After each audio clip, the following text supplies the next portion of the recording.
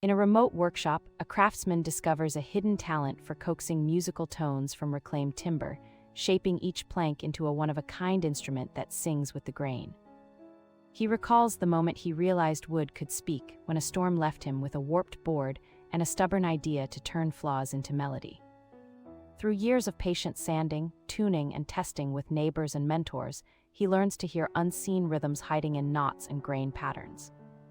His creations soften harsh days for others, inviting shared wonder and quiet awe. The journey proves that true craft blends science, heart, and an unwavering belief that persistence turns timber into timeless music.